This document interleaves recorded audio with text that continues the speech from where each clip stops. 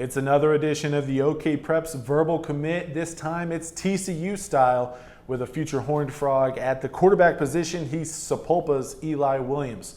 We welcome you in. I'm your host, Michael Knight, and we're going to be talking plenty of Sapulpa football as well as TCU football with the future Horned Frog quarterback himself, Eli Williams. We thank him for joining us in our OKPreps studios.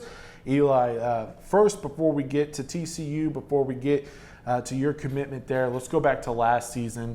You had plenty of experience coming into last year as a junior, seeing plenty of playing time as a sophomore. Talk about the jump you made from your sophomore to junior season, because when I throw on the sophomore tape compared to the junior tape, you look like a completely different player. Talk about the jump you made. I made a huge jump. I was able to, like, going from my sophomore year, I was more worried about trying to get a starting spot over a quarterback that was really good, and he was older than me, so I had to fight that much more to get above him. And so during that time, I didn't get to work at the position as much as I wanted to. I was trying to make sure that I could prove that I was better than him the whole time. I wasn't really, I wasn't able to like work on my grind and work on my craft and stuff. I'd just be in the film room, prove to coaches that I'm a team player first. And then so after my sophomore season, and I didn't have really any competition at the time. Going into my junior year, I was able to work on footwork, work on passing the ball, ball placement, reading the gaps and stuff like that. So I was able to get better as a player and be able to prove to everybody that I'm a true quarterback. And see, when I say the jump you made from your sophomore to junior year, that's what I'm talking about in particular, because I didn't need to watch your junior tape to know that you can run and you're a great athlete, because I knew that from your sophomore year. Mm-hmm. I wanted to see that jump you made as a quarterback, and I saw it. It was absolutely there. Talk about what did you do in that off season to make yourself a better passer? And I got to think that you just continued that throughout the junior year and this previous off season. Yes, I was able to. I was always going up to the field with a quarterback coach named Derek Rasmussen, and then my new offensive coordinator. He helped me get down my better technique and better reads better, and then always going up with my receivers, and them being on the same page as me throughout the season helped a lot. So I would know where they would be turning, depending on the cornerback or safety or linebacker. So I was able to just who I had around me really helped me grow as a passer and stuff like that. And then watching a whole bunch of YouTube videos of quarterbacks that I enjoy watching and picking from each quarterback, trying to make sure that I could get that into my game so I could get better as a player. Well, let's name some names. Who are some of the QBs that you were watching and trying to kind of take stuff from what they do and try to execute it on the field? I watched Cam Newton a lot, Deshaun Watson, Dak Prescott a little. Aaron Rodgers, his accuracy was amazing. Then he has a great form. And Drew Brees I liked a lot. I would just make sure to look at the mobile quarterbacks that sometimes only work on running. I'll look to see how they run the ball, how they protect themselves while doing so. And then also I watch the accurate quarterbacks that may only pass a little the whole time, just to make sure that I can bite off of their technique that they have and put that in my game. Let's go through the recruiting process for you, where just looking at you, as early as your sophomore year, you could tell that this kid has the physical attributes to play at the next level. What that is, we'll wait and see. He's just a sophomore. You're starting to develop more of a quarterback game. How much of an impact did that have when it came to your recruitment, where schools, obviously you had plenty of interest, you had offers from all over. How much of an impact did that have with schools that were recruiting you specifically to play quarterback compared to a school that was recruiting you, well, we just want you here, and then once you're here, we'll figure it out once you get here? It was a big impact to me, because it showed that they actually knew that I had the ability to play quarterback, And yeah, I know I only had like my junior year was really like the year I showed out. So only having 1 year to really show for it that I can play quarterback, it was hard. And so that just meant a lot more that they actually had trust in my ability. And like to the teams that didn't offer me for quarterback strictly, it was kind of hurt because I'm like, I know I'm better than how they see me as, but them, it being a business and they have to do what's best for them, they couldn't offer me offer a person off of 1 year of tape. Right. So like exactly. So I mean, I understood it, but it still kind of hurt a little bit. How much do you use that? I mean, look, you're committed to TCU.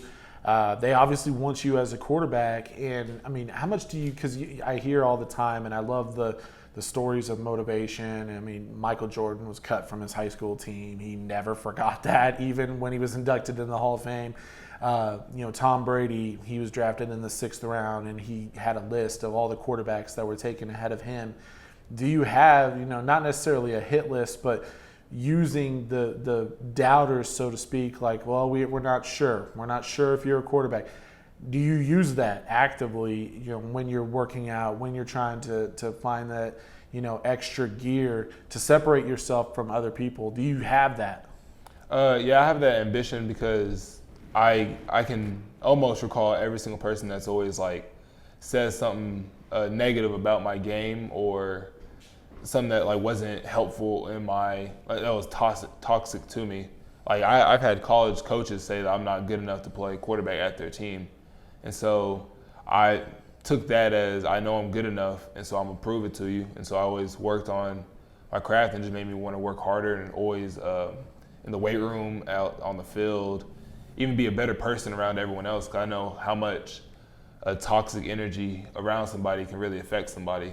So I know that I have to even show it in person, like to people, that I'm a good guy and that I always work hard. So it had an impact on me for sure. Let's talk about TCU.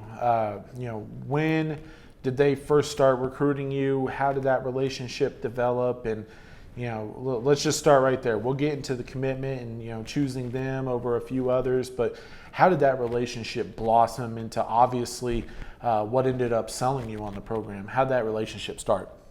It really started out of nowhere. It was I had like 3 or 4, I think, 3 staff members, coaching staff, follow me on Twitter, and then I had the Miss Phillips. I forgot what she does exactly. I think she's like the head, does a lot for TCU. I know that. I just forgot exactly what she does.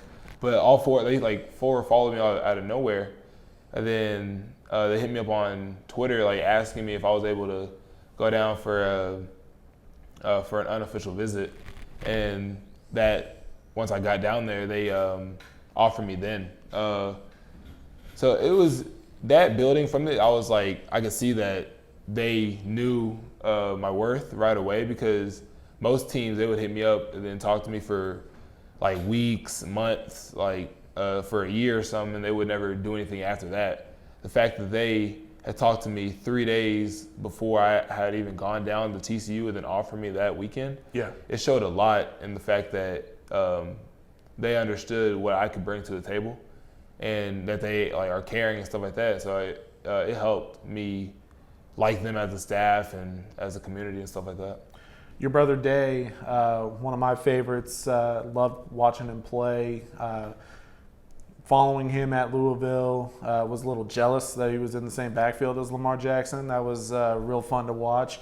Glad to see that he was able to bounce back from the ACL. But I got to think, having him, how much help was he in the recruiting process, dealing with it, knowing what to look for? Because I think, if memory serves me correct, he was kind of dealing with, are you a running back at the next level? I think he was getting recruited as kind of an athlete type guy as well. And so I gotta think that your stories are kind of similar, even though it's different positions. How much did he help you when it came to the recruiting process?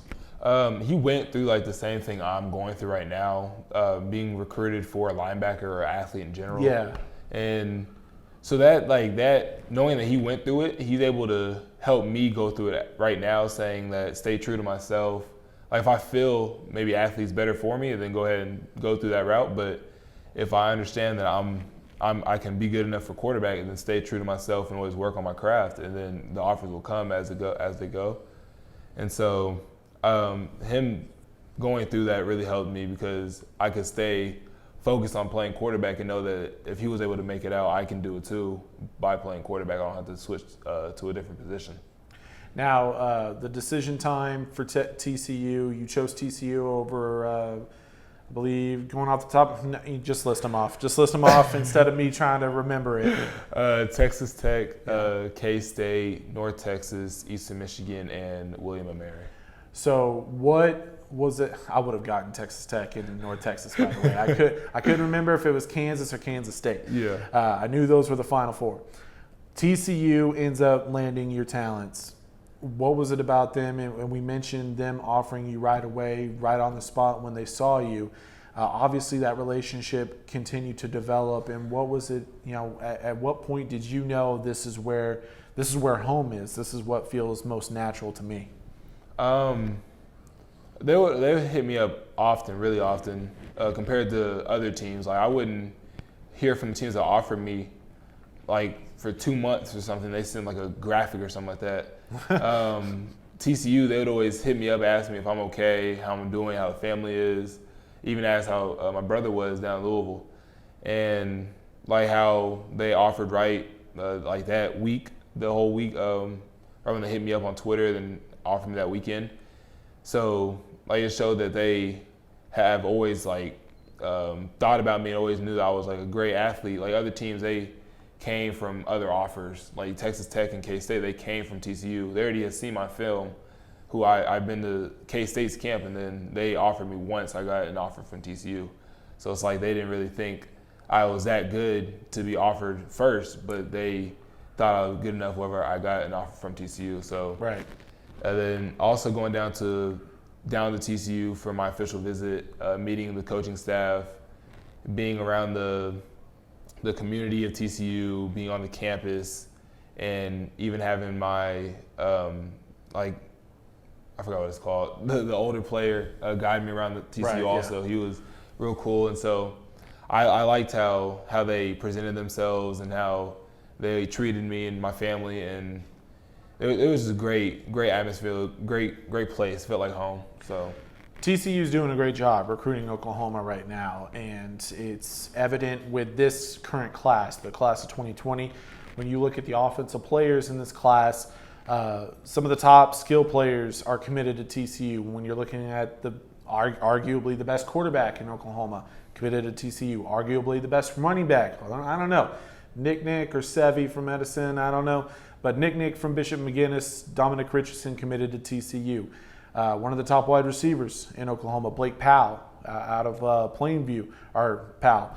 Blake now committed to TCU. What's it like for you as a quarterback who you love weapons? Give me all the weapons I can get. You have arguably the best running back and one of the best wide receivers heading down south with you. It feels really good, and I feel like in a few years we're going to have that connection because we came from around the same area where most people don't get out, from Oklahoma. And so that'll help us create a bond and a connection, and it should be like a three-headed snake going into TCU with them. And then being able to create a bond since being offered and committed then with Dominic and Blake. So it should be really fun and cool to get to know those guys and see their abilities in person. And didn't you commit either the day before, day after, real close to Dominic, correct? Yes, committed the same day as Dominic. We had spoken about it before. I was already knowing I was gonna commit, and I talked him into it a little bit. He was already mostly gonna commit. I said it'd be nice to have him as my running back, and that got him to go. So, how's the relationship developing between you three guys? It's going really good for me and Dominic. I'm still trying to get linked up with Blake. We haven't talked that much. It was only easier for me and Dominic because we went to the same official visit. Okay. And so Blake wasn't there with us, but he seems like a nice, ongoing person, so it should be easy to get onto the same page with him. I just haven't hit him up like I should have. Well, let me be the middleman. He sat in this seat last week. Let me be the middleman introduce you to your future possibly go-to wide receiver. Yeah. All right, let's talk about this year. Let's talk about, because TCU's great. It's going to be great to watch you at the next level. But first, you got your senior season.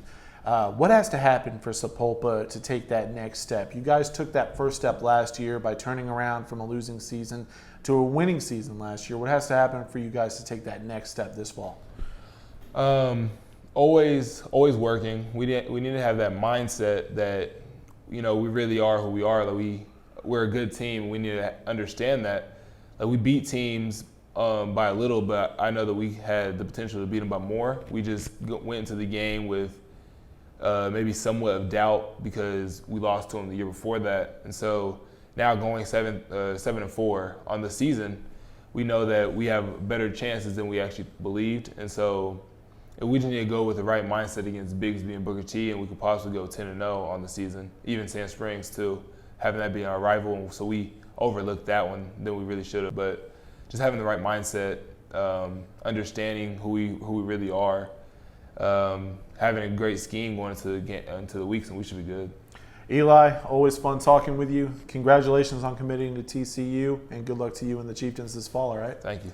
He's Eli Williams. I'm Michael Nye. You'll be able to see him down in Fort Worth next year, but first he has his senior campaign down on Highway 97 in Sapulpa, so check him out. While the tickets are cheap, you check him out at TCU. The tickets are going to be a little more pricey. I'll try to get a media pass though to get out of paying for a ticket.